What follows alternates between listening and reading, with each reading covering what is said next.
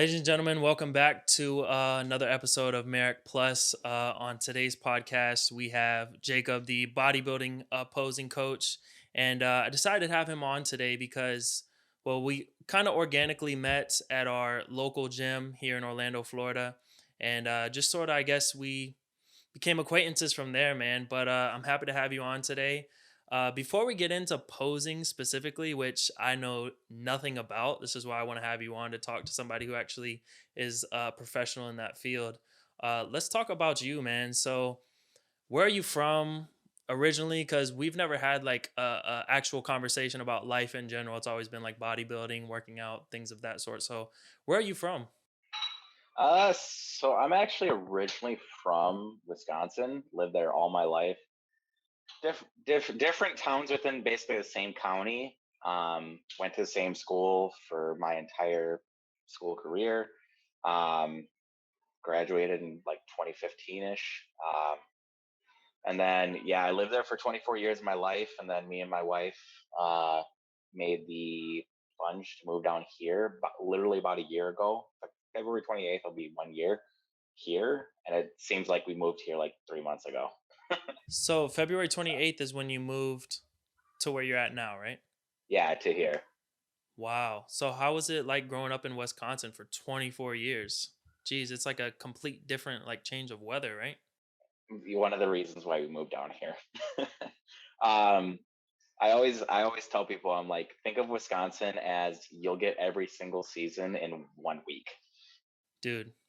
Yeah, I'm not jealous at all. My Like, my oldest sister actually lives in Milwaukee, and we were texting in like a group chat, I think like last week or something, and it was like I think it was either 15 degrees or negative 15 degrees. probably Just negative like, 15. dude, it's crazy, bro. Yeah, I even talked to some people from like New York, and they're like, "Yeah, I got this cold, like -10." I'm like, the coldest it's ever gotten in Wisconsin since I lived there. It was like -40 or -45 with a -60-degree wind chill. You walk outside within like 2 to 3 minutes. Like, if you're not covered properly or have like layers on, you'll get frostbite within like 2 or 3 minutes. Wow. So So, yeah. so that was one of the reasons why you decided to move to Florida is because of the weather? Yeah, basically my reasoning is that plus I'd rather sweat my ass off and be able to see the road than freeze my ass off and not be able to see the road. So there were Yeah. probably mornings where before you guys like I don't know if you had to work somewhere, but where you have to like prepare to shovel or stuff off your Yep. car, right? Yeah, basically, well, make sure that the driveway or wherever you parked is shoveled. Clean off your car, let your car run for like 10, 15 minutes beforehand. Just not dry starting it and going because that's how you can, you know, you need to be able to have, like all the fluids and whatnot within your car, like warmed up and working. So otherwise, that's how you can screw your car up. So and so you just recently moved here last year. Are you guys like big cheese fans? Because I hear like there's a bunch of cheese in like Wisconsin, right, or something. Yeah, cheese curds are very, very famous in Wisconsin. A lot of people are like, I want to try cheese curds. They're good, and they Wait, have what like is a different. cheese curd? I don't even know what that is. Is it like a block of cheese or something? It's I don't know. It's hard to describe, but it almost has like a rubbery consistency. Um, it's but they taste so good. I'd have to ask my wife. Wow. Yeah. So, Well, listen, but I they mean, taste good. I think moving to Florida was like a good decision. But do you still Oh have yeah. like family that still lives up there? Oh yeah, no, most of my family has never moved from Wisconsin. I'm one of the only siblings, other than my half sister, that has moved out of state. So you So, literally have no family in Florida. eh, no, not really. That's kind of bold, man. That's very I bold. know. All my Yeah, family lives in Florida except for like my oldest sister who still lives in Wisconsin. Her whole life was up there. So it's kind of hard to move like your entire life not only from a different city but let alone a whole different state and that's literally from north to south. yeah, yeah. So I mean, business reasons. My wife works at Disney, and she's a Disney fanatic. If you Oh, saw our nice. apartment, That's why I always see if you you guys at Disney. That makes sense. if you saw our apartment and whatnot, you would know. Got it. Makes sense. um, So let's talk about like when you first got into, I guess, fitness, exercising, which obviously was in Wisconsin, which for me, thinking about training when it's cold in the morning, dude, like last week, I think it was Sunday. Oh my gosh. I woke up, went to the gym. I think it was like 30s, something like that, as soon as I woke up, and I couldn't get a pump. Like I woke up, went to the gym, took my pre-workout, and I just couldn't like feel anything. It was just a horrible workout. So tell me what that's like, or when you initially got into exercising and fitness. Let's start there. so I'm one of those stories where I was like, I went from like being relatively like lean and kind of like a skinny fat to then I was damn near obese. I always remember like uh, what was it, ninth grade year wrestling, because I wrestled from eighth grade to my senior year, and slowly my body composition changed. Um, but I would say it all kind of started back in like 2012, 2010, right around there. So I've been lifting for yeah, so I've been lifting for almost 12 years. Religiously, I would say probably started like in high school. But like if we're talking from start to now, about 12 years. Um, but actually one of the reasons why like because I was in track from like sixth grade all the way till 11th grade. Um, but I was always like heavier set.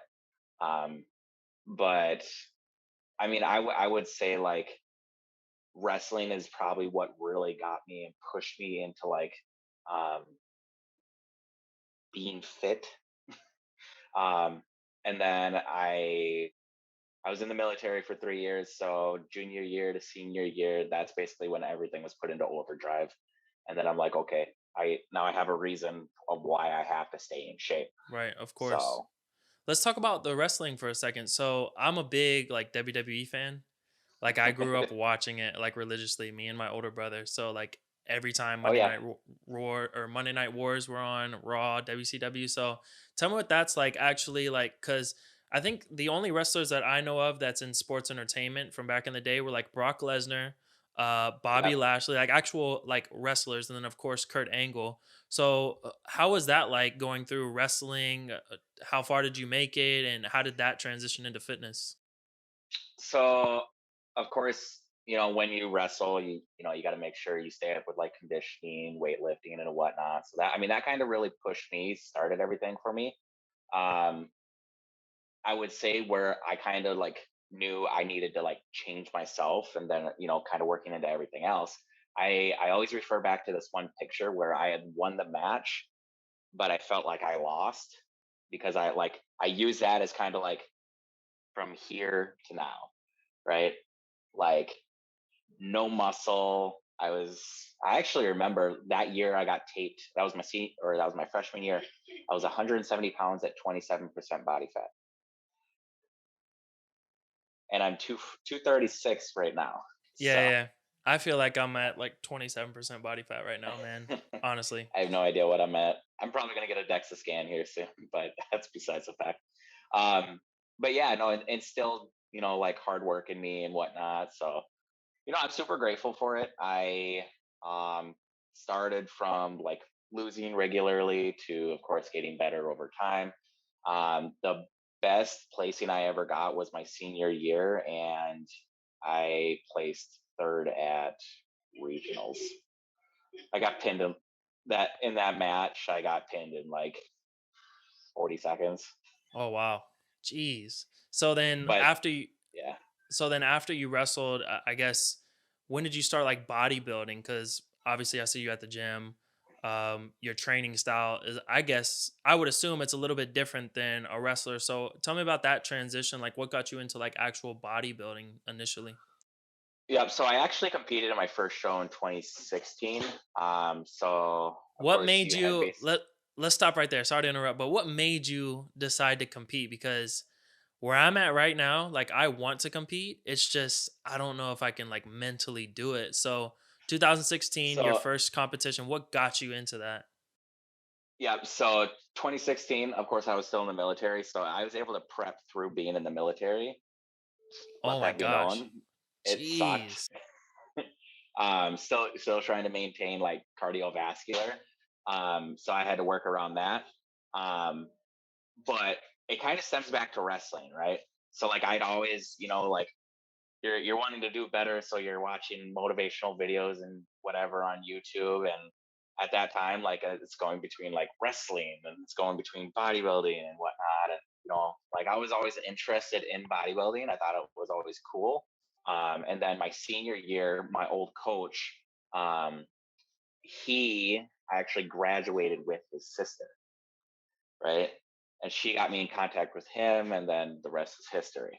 Of course, I'm with a new coach now, but very grateful for him. Very, like I prepped 2016 and 2018, and I haven't competed since 2018. Wow. So are you itching to get back into that? Yeah, I just started prep. I will be competing August 13th, September 10th, and October 1st. And yeah, So, competing, there's just it's a whole nother animal as far as like because me, I've been lifting probably about 8 to 10 years now, like actually going to the gym, but probably not necessarily knowing what I'm doing. Has like knowing what I'm doing, it's probably been like maybe 5 or 6 years where I actually saw improvements, compound lifts, tracking my calories, all that fun stuff. But I feel like to eventually compete, man, that's just a whole other beast, you know. oh, it's a Some whole nother guys mindset.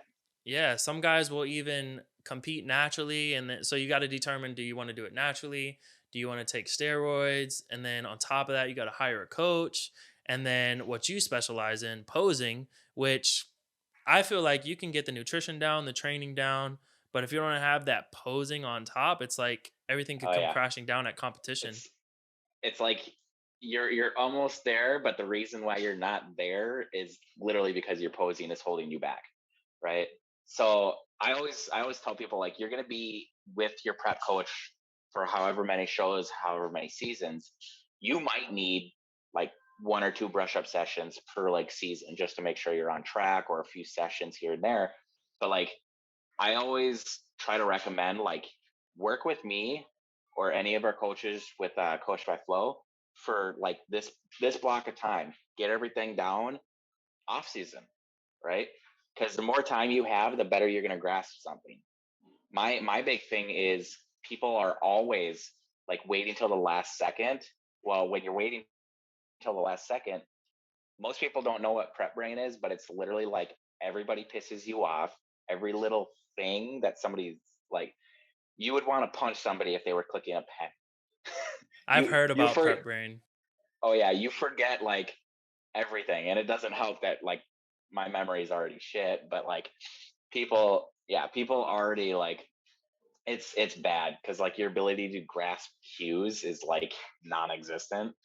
So I'm like, nope, nope, nope. Your right foot. That's your nope. That's your left, and it never fails with every single client. And I guess it has to do with like just being that low in body fat at that point, right? Oh yeah, no, your body's it's weird, and that's why the sport is taboo because you're literally pushing your body past what it normally feels comfortable at, right? So you're pushing into these low levels, but we're not based off athletic performance. We're based off a look, right? So we can tell when you're water. We can tell when you're on point. Whether you still have like 4 more weeks to go. So, I've but seen I've everybody's go ahead. No, I was just gonna say a lot of these top athletes, like they'll have a nutrition coach, a training coach, and then like a posing coach. So like I guess the better you get in the sport, the more like I don't want to say expensive, but just like yeah, the Oh cost yeah, no, goes up. Yeah, I feel it's like here's the thing. It's an expensive sport, yeah, right? and it's Um, literally the for only sport in the world, like the only pro sport where the pros have to pay to play. Have you ever thought about that? Like Yeah, basketball players, NFL players, the pros, they get paid. But in order to even compete, these athletes like top level, they have to pay for their own flights most of the time. have to pay to play, basically pay for the coaches, pay for the Yep, drugs if they're not natural. unless you unless you have a sponsorship, right? Because then a lot of times, like they might match the winnings. Like I think Dark Sport had given Brandon Hendrickson, yeah, yeah, Brandon. I I think was he got thinking like Andre. I get 10,000. there. Yeah, he got 10,000, Yeah, on top of that, right? yeah. On top of Yeah. the So whatever he I'm. made from Olympia. Mhm. You're talking about Andre Ferguson. Yep, yep. Yeah. Um, 3-time men's physique. Um, but yeah, I mean, pay's so weird when it comes to that, and like you're the goal. I don't want to say the goal, but like if you can get sponsored, like everything's so much easier. Oh yeah, 100%. Yeah. You're right. Like So you're getting clothing, you're getting money, supplements, stuff like that. You're basically taken care of, right? so you personally specialize in posing for your Yep. clients, correct? Do you offer like nutrition or training, or you just specialize specifically in in posing? Yep. So basically, I'm subcontracted through Coach by Flow. I am, of course, one of the opposing coaches. But like me, I do like my own separate business, side business. I do contest prep coaching and lifestyle as well. So yeah, it's kind of separate from Coach by Flow. So talk to me about Coach by Flow, because I've been following you. I see that on your Instagram. So for those who aren't familiar, like myself, what is Coach by Flow? Is that like a brand, a team that you're a part of? Explain what that is. Yep. So in my knowledge, I think we are like the only team of posing coaches out there. But that's to my knowledge. I'm not saying that there might be other people, but like basically our mindset is kind of like flow state of mind, like just kind of flow with life. Of course, with posing, we have to flow. So it's this consistent word of flow. Um, Shameless plug. um, but basically, like the goal for us is, and me and Jarek's the owner. He started the business. Um, but like me and him were joking, like we want to be the Justice League of posing coaches, That's a right? high bar to So set for yourself. yeah, but we want to be the standard. We want to set the bar. You know, like people want to work with us. It's stuff like that. Like if the value's there and the people see, then they're gonna want to work with you, right? Um, Matt Jensen, you know, um, he's Haney Rambod. Of course these are all prep coaches and whatnot within bodybuilding, but they have a track record of being successful, right? So people are gonna want to work with them, right? Um, but yeah, so Coach by Flow, basically we're a team of posing coaches. You got me, Jarrett Crew, who he competed at the Arnold Classic. The way I tell people to try and remember him is pink hair, Yep, of course. pink Stood out. hair and blonde. Yeah, pink hair and blonde beard. Um, so he competed at the Arnold Classic this last year. He's not going to be competing for like 2 or 3 years, just because he wants to come in at his best. And then you have Monique. She is actually one of my close friends back in Wisconsin. So Monique Imsade, she is actually an OCV, so Natural Federation, um, figure pro. Um, she specializes in figure wellness and bikini, but she also like she can critique. Like me, I don't work with bikini and wellness, but I can help with that. You know what I mean? So like, but me, I specialize in bodybuilding, classic, men's physique, and women's figure, right? Because the posing is Jarek, is similar. yeah, it's actually pretty similar between all of them. Like, there's certain cues and whatnot that are going to be relatively the same, differing between, of course, like natural and enhanced federations, just different posing structures, um, and like criteria. But basically, and then you got Jarek. I believe he just works with all men's divisions. but I think he's branching into wellness, maybe women's physique. Um, women's physique is very similar to classic. Yeah, I've seen that. Um, I've noticed that. Yeah. yeah, yeah, because one, you don't. It's one of the only women's divisions other than women's bodybuilding where you don't have to wear heels. Right. Yeah. And yeah, I think I was talking to you about watching the Olympia. I think is it the bikini division? Personally, I just feel like I don't know why they're there. You feel like I feel like Yeah, I'm I mean, just like staring at them weirdly as I watch them like pose because they do those like yeah, back poses with their butts sticking out. yeah. Well, and that's the thing is like you have to make sure like the judges know what they're looking for. Some people are just like, okay, why is it there, right? Just like I can critique like plenty of natty federations that like they might have this division, which is called like this division, and like it's just so messed up, right?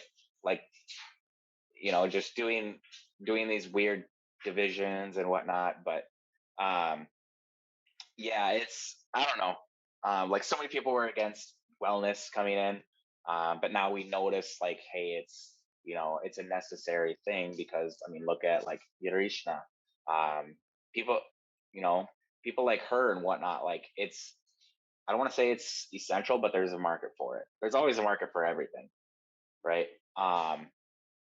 But yeah, So let's talk about posing. So I guess when somebody's prepping for like a bodybuilding competition, do you have to instruct them or coach them through posing? Like, do they pose every single day, or what's normally the protocol? Like once a week? Break that down for me because I'm very unfamiliar with posing specifically. yep. So normally, if people are off season, I just recommend like some people will pose like every day, which is awesome.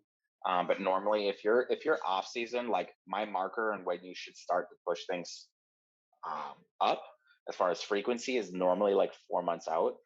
Um, just because that's I mean about 16 weeks. If you're anywhere from 20 to 16 weeks, you should be practicing at least 4 to 5 times a week, And isn't right? it like it's almost like cardio, like after a Oh yeah, session, right? You're just sitting oh there yeah. flexing No, the muscles and it's I've only I think I've only ever had one guy like he was wearing his Fitbit or whatever, um, and during that it had counted it as a workout, and I think he had burned like almost 1,000 calories. But he's just by a person. posing. Yeah, no, but he was like sweating profusely. He's like, dude, there's literally a puddle. But yeah, I mean, yeah. So basically, if people are like far off season, they're not competing for a while. Basically, what I will tell people is, 2 to 3 times a week, 15 minutes, each day, just kind of run through the poses. Make sure you're holding them for 15 seconds or so. Of course, the closer you get, bump that frequency from like 2 to 3 days up to 4 to 5 days. Once you're like 4 months out, um, and then 4 to 5 months out, and then as soon as you kind of get within like 2 months, you should be posing every single day, at least anywhere from 15 to 30 minutes, if not longer. I've seen like I don't know if you remember, Jeremy Buendia, Men's Yep. Physique. So I remember when he was with Hani, like there I would see videos through their preps where like immediately after like a chest exercise, he's sitting there hitting poses. So do you recommend Yep. like to your clients like does that help at all like posing immediately after an exercise Oh or yeah. anything?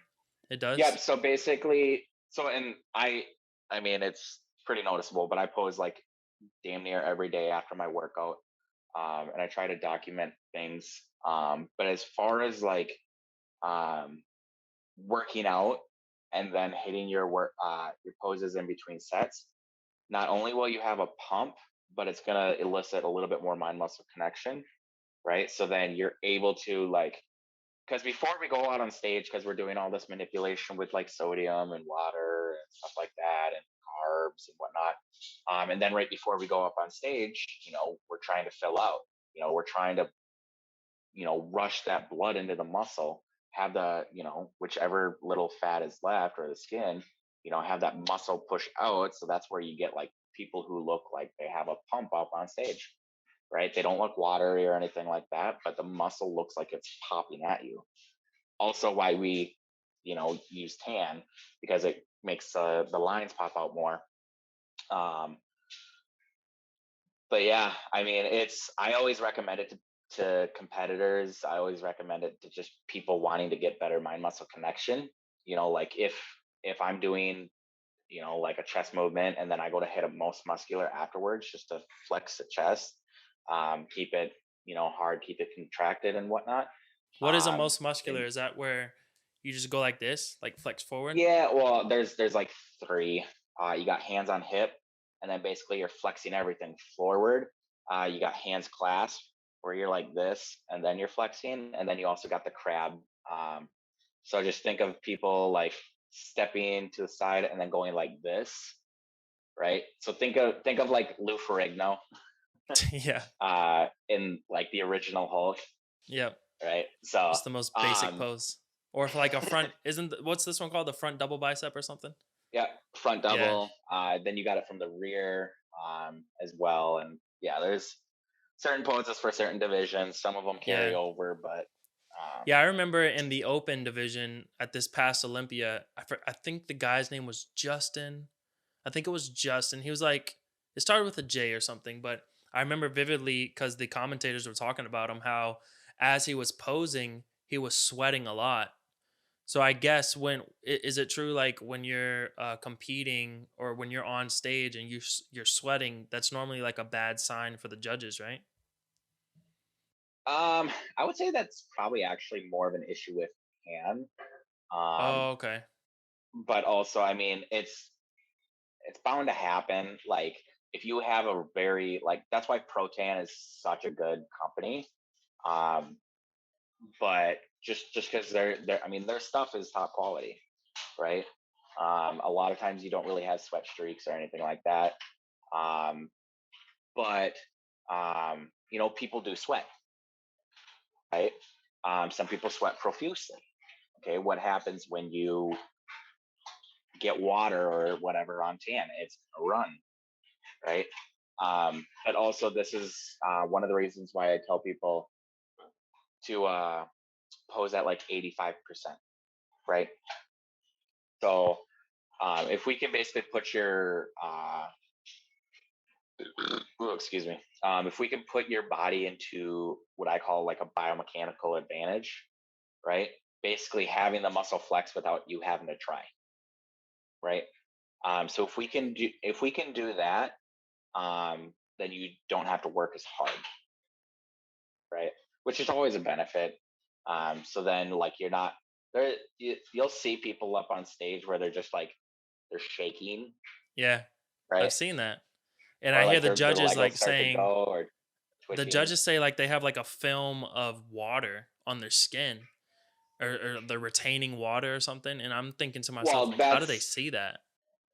well, I mean, you can tell when somebody's watery because, like, think of um, so if someone was shredded, right, just shredded to the bone, and they got stressed, what's the body's natural response? Cortisol, right? What happens when we get stressed? We tend to retain water, hence why a lot of people bloat and stuff like that. So when it comes to, you know, I would say some of it might be potentially dehydration of why they're shaking so much, but also lack of practice. This is why that consistency of practicing over and over and over again, giving that repetition, the frequency throughout the week, the amount of time, right? Holding the poses for 20 to 30 seconds, right? Like it's essentially just to make sure, like you're I mean, if you were to run a marathon, you wouldn't just go run a marathon. You train for it because you build up that stamina. Same thing with posing. You have to build up that stamina, right? Yeah, I feel like a lot of people just don't take posing seriously, or at least the Oh, people they that don't. are just starting off. Yeah, they like dial in on the nutrition and training, but it sounds to me like posing is just as important, if not more important. Oh yeah. Well, and here's the thing: like, if you're gonna work so hard to attain this physique, and you're gonna put in all this work, and then lo and behold, you get up on stage and you can't showcase your body off. to its potential, right? So then, like, the telltale like quote or phrase that we always say is, you can have the best body up on stage, but if you can't pose, like, unless the judges are particular or whatever, and they're just like, yeah, let's give him the medal, or the first place or whatever. Um, a lot of times you could literally lose to a guy who posed better than you that was going to play second, but because he can't pose, well, guess what? Now he just won. Right, of course. And I see a lot of So, like posing seminars, like a lot of like the people yep. that I follow on Instagram, there's constantly like posing seminars or like guest posing at certain fitness events. And then I think Brandon Hendrickson just came out with like a men's physique posing, I guess, ebook or video that you can purchase and things of that sort. But yeah, man, it sounds like it's very important. And for me, I have trouble like I don't know, like I'll practice posing just because I see bodybuilders do it. But for me, you know that thing where they like pull the back of Lat their spread. yeah, it's like I can't I don't know what they're doing. I'm gonna have to next time I see you just it's crazy to me, Yeah, but it's definitely an art. yeah. Well, no, and even like just posing itself, like, we're not even getting into routines, right? Right. So that's Whole a nother whole nother beast. level, right? That, like, basically, so like taking your lats for example, if people can't open up their lats properly, that makes my job like 10 times harder. And especially if they're competing within like a month, it's like, yeah, don't no, like, don't compete. It's like, isn't that all in the shoulders though? Like spreading the lats almost? Yeah, well, I mean, a lot of people work at desk. A lot of people like are hunched over, working at factories or whatnot, or like their body consists of them doing like rolling forward a lot. So then their traps are super tight. So then people tend to shrug, like if they're hitting a side chest and they're doing this versus here, because then your shoulders push out. Well, now your lats, for example, most people can't open up their lats, and it's fine. It's not a normal movement, but in bodybuilding, you literally, other than like a side tricep, you literally use your lats in every single pose. It's yeah, it's one of those. It's your lats tie everything together. Of course, quads, whatever. But like your lats, if you can't open it up, like, you're not showing off your back. You're not, your shoulders and whatnot aren't pushed out, right? Like if I'm doing a side chest, I wouldn't want to be going like this. I'd want to drop and then rotate so my shoulders are being pushed out. Well, guess what? Lats, right? Biomechanical advantage. Yeah, of course. And then I noticed like sometimes I'll practice by myself just for fun or whatever. I notice like standing up, it's really hard to flex your hamstrings too. So I can imagine guys who are like classic physique, open 212, because men's physique they don't do those poses right with the hamstrings. They No, just flex their calves yes and no. somewhat. Yeah. Yeah, so basically, like men's physique, you are wearing board shorts. Um, so it's to and people have gotten way too big now. Some Oh my people, yes gosh, and no, bro. Yeah, you're but right. like I remember they when it they don't first have came weight out. caps. Like Sadiq, what's that guy's name? Was it Sadiq? He was like Sadiq the Hadzovic. right. Yeah. What you said. He was like the at the forefront of men's physique, right? When they first made the category. Yep. Yeah, so Yeah. you take that compared to Brandon Hendrickson now, dude, he's massive. Like especially in person, like they look so much smaller when you're watching the Olympia from home compared to like the open division and everything. But you see these dudes at the gym, they're just like their shoulders are literally from here to here, Yeah. massive. Yeah. No, it's completely different. So like, I mean, with men's physique, yeah, like I mean, take bodybuilding for example. Over the years, it's gone from more of like a classic physique look to what it is now, right? And that's why they had to bring back classic, because not everybody fit into 212 or not everybody fit into open, right? That's why, some guys don't have the legs for classic or bodybuilding. So guess what? Men's physique. There you go. Yeah, I Right? definitely if I ever compete, it's definitely being men's physique because I have Yeah. zero quads. Something you got to work on, but Oh not yeah, one hundred everybody. percent. Like my quads are big, but they aren't massive, right? like I know I got big legs, but my legs aren't like the size of Rami's. His is probably Right. 3 of mine. Dude, yeah. And it's probably from like your wrestling, maybe, you think? Like your size Wrestling, and everything? um, yeah, I don't know. My dad doesn't have big legs at all. My mom actually did powerlifting back in high school, so I would say I have her legs. I don't know if that's a So good thing or bad thing. I don't know. Well, listen, man. I know you have a posing seminar coming up, right? Later this month. Yep. So Coached by Flow will be having a posing seminar. It's at Millie's Gym in Winter Garden, Florida. We're gonna have me, Monique, Jarek, and then we are also having Rachel Daniels, otherwise known on Instagram as the Real Lewis Lane, and then Terrence Ruffin. He would place second the past 2 years at the um, Mr. Olympia and Classic Physique, also very well known for his posing. Same with Rachel. And then he also won the Arnold Classic this past year as well. So they will both be there. Good friends with Terrence and Rachel. So it'll be nice seeing them again. Um, but yeah, it's February 19th. So coming up really quick at 10 a.m. and it'll go to noon or a little bit after. We'll be doing like a Q&A. We'll be doing like a stage style where like once we help you through it, then we're gonna kind of have you line up like you're on stage. And then we'll have vendors there. Protein will be there. Oh, nice. Oh, I'm definitely Chula. gonna be there, bro. It's in Winter Garden, Yep. you said? Awesome, yeah. Yep. Winter Garden. Yep. Chula is giving a giveaway. And then Southern Nutrition, which is a local um, uh, supplement store. Supplement. Yeah, shout out to them. I see everybody wearing their stuff at every gym. But so if somebody wants to get in contact with you for posing services, coaching, where can they find you at?